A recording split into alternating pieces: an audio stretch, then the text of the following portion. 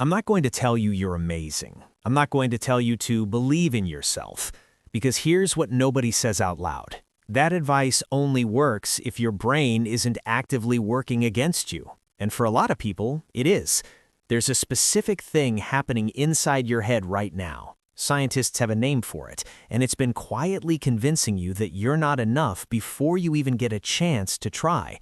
It's not a character flaw. It's not weakness. It's a mechanism. And once you see it, you cannot unsee it. Part 1. Why you always lose before you start. Here's the mechanism I was talking about. Psychologists call it social comparison theory. Your brain does it automatically, hundreds of times a day without asking your permission. You scroll for 4 minutes. Somehow, you feel worse about your entire life than you did 4 minutes ago. In the insane part, you're comparing yourself to a filtered, strategically lit version of someone else's existence and using it as evidence that you are the problem. That's not self-awareness. That's just bad data leading to a wrong conclusion. The game is rigged, and you've been playing it without knowing the rules. Part 2. Why your brain is gaslighting you. Scientists discovered that the human brain is hardwired to remember negative experiences 5 times stronger than positive ones. It's called the negativity bias, and it exists because your ancient ancestors needed to remember where the tiger was, not where the pretty flowers were.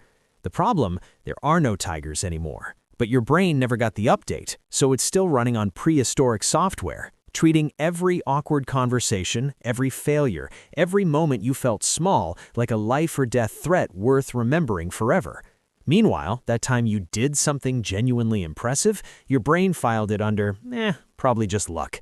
You're not being hard on yourself because you're broken. You're being hard on yourself because your brain is doing exactly what it was designed to do, in a world it was never designed for. And that changes everything, because you can't fix something you think is a character flaw, but you absolutely can work around a software bug. Part 3. What actually works? First, stop feeding what makes you feel small. Every time you scroll and feel worse, your brain registers that as important information worth revisiting. You're literally training yourself to feel inadequate on repeat. Unfollow, mute. Guard your inputs like your mental health depends on it, because it does. Second, start keeping receipts.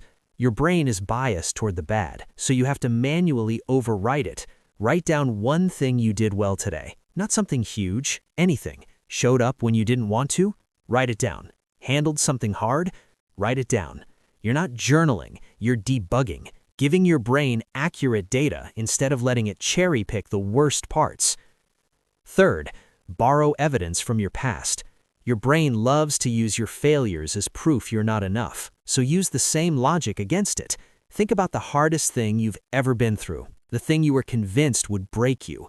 You're still here. That's not nothing. That's actually insane if you think about it. Your brain conveniently forgets that every single time it tells you you can't handle what's coming, you have a 100% survival rate on everything that's come before. Stop letting it erase your own track record. I want you to think about someone in your life, someone you love, someone you'd go to war for. Now, imagine they came to you and said, "I just don't think I'm good enough." What would you tell them? Yeah. Now, why is it so hard to say that to yourself? That gap between how you treat the people you love and how you treat yourself, that's the whole problem. And you've known the answer this whole time. You just kept giving it to everyone else but you. If this hit different, like, subscribe, and send this to someone who needs to hear it today. See you in the next video.